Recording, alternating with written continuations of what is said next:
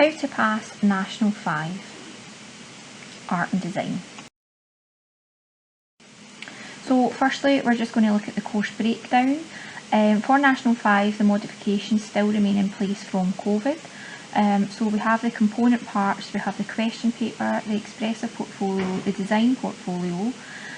Question paper is 25 marks, expressive folio is out of 100 and design folio is out of 100.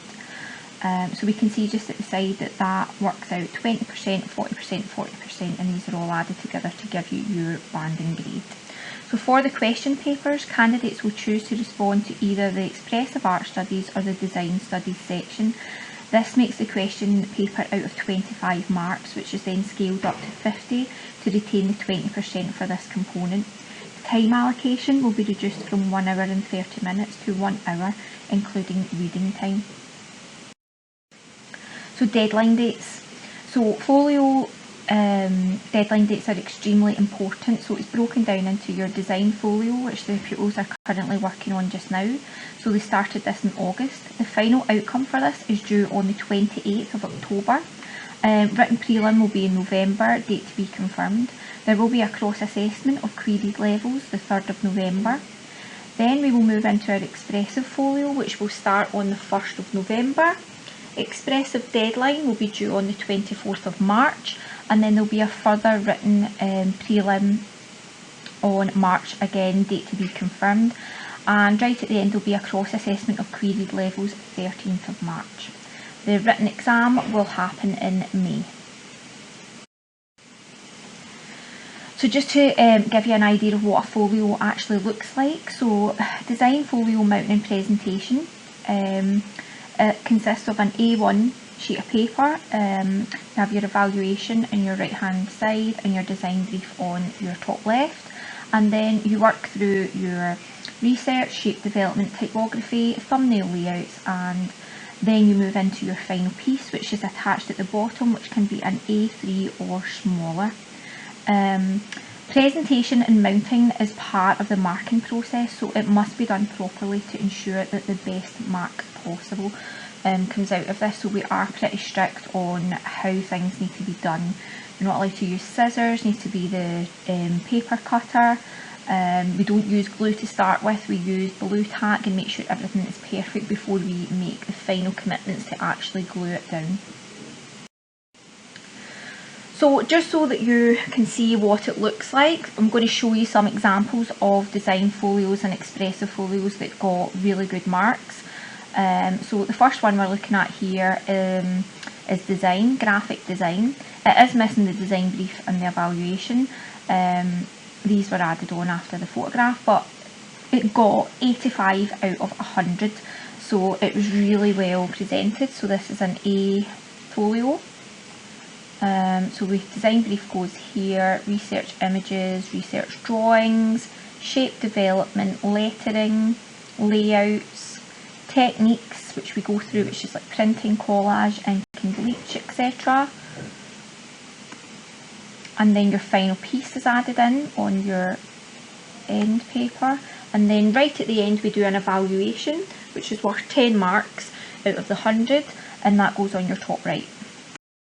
So again, we've got another graphic design folio which received 76 out of 100, and we move into the expressive folio. So this is a different set of techniques, more based on like your drawing skills. So this folio actually received 100 out of 100, which was really good, so didn't drop any marks at all.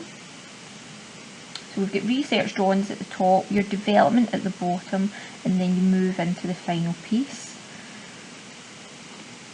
and your evaluation. So there is a variety of materials and viewpoints that take place. It all has to be the same imagery, just maybe different layouts. Although it's not as busy and complicated as your design folio, these paintings and drawings take a long time, and that's why the deadline is important. So another one here for expressive, it got 88 out of 100. It was the art classroom theme. And then we've got fruit bowls and bottles, which received 100 out of 100 as well. You can see how complicated and detailed that the drawings are. So moving on to the written exam, there are a total marks, or 25 marks are available.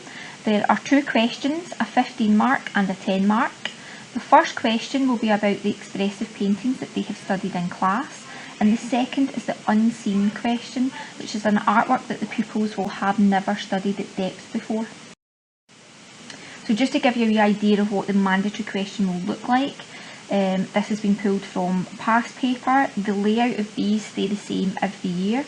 The only thing that changes are your prompt words, which are highlighted there in the middle. So you're looking at subject matter, imagery, tone, media handling or techniques. These can change, okay?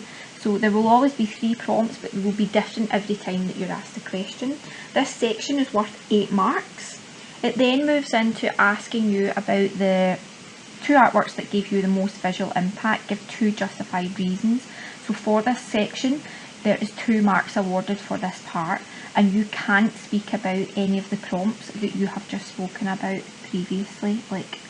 So you really need to understand how the question is laid out, or you can miss marks quite easy in this question. At the bottom, we are looking at social and cultural influences of your artist. They will always ask about this, so this part can actually be written in advance, learned off by heart, and then just put in as soon as you go into the exam. So for the mandatory question, they will ask you about 1 prompt from each box. So we can pick 1 from each of these boxes. So in class we learn about all of them because we don't know what's going to be in the exam. And then the box at the bottom, social and cultural, they will always ask you about this, social and cultural influences. So this part can be written in advance and learned off by heart. Now just to talk a wee bit about the structure of the answer, they need to follow the structure at all times to gain any points in the exam. In art and design we use WWW structure, which they might be familiar with from other subjects.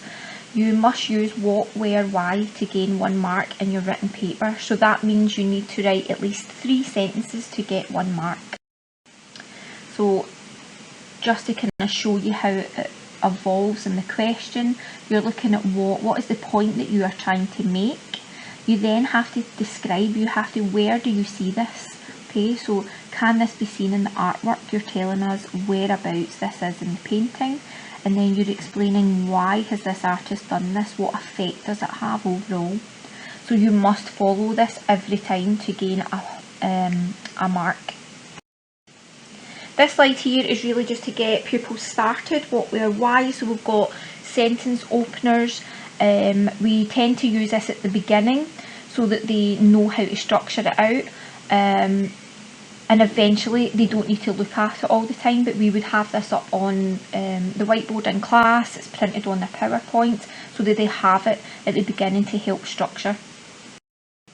So for each prompt word in the question, you must use WWW to structure your answer. So this is just an example answer. You can see there's actually quite a lot in it. This would actually only gain you 1 mark. So for art there is quite a lot of writing. So the speed and the pace of you actually delivering the information needs to be quite sharp. Okay, so that's why we get them to try and practice at home doing past paper questions quite a lot. At the beginning, I think it's quite easy if you colour code it. It helps them to understand if they've got all aspects of the question there. So we usually tend to use red, green and blue, and just switching between the colours or highlighters, and it just makes sure that they have answered all the components. So the unseen question in the paper, they will always be asked to comment on the unseen artwork. You must apply the knowledge and understanding of your art and design vocabulary to help do this. Be as descriptive as possible and always explain why you think the artist has made the decisions that they have made. So we try and encourage a 60-second note taking, so give yourself 1 minute to actually look at the artwork and think about it. Make notes of anything that you could talk about in your answer before you move on to actually start writing. Then you're using your WWW structure to write your full answer out. So just to come to the end here, just the preparation and the support. So students will all be provided with comprehensive notes for their written exam. These should be regularly used to consolidate learning in the class and aid homework tasks and revision. These can be found in their Google Classroom along with their helpful websites and links to useful videos. Please could you check that they are regularly going through their notes and making and using study cards to keep on top of the course knowledge, and encourage and expect the use of their own time to improve and complete practical coursework.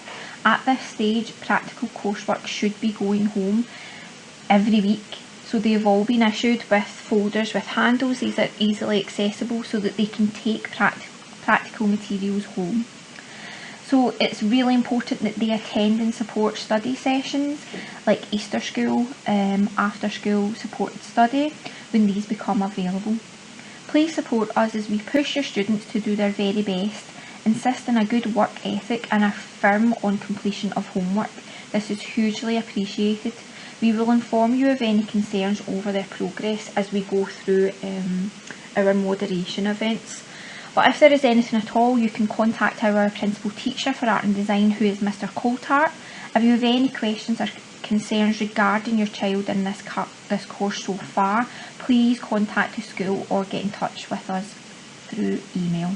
So thank you for listening.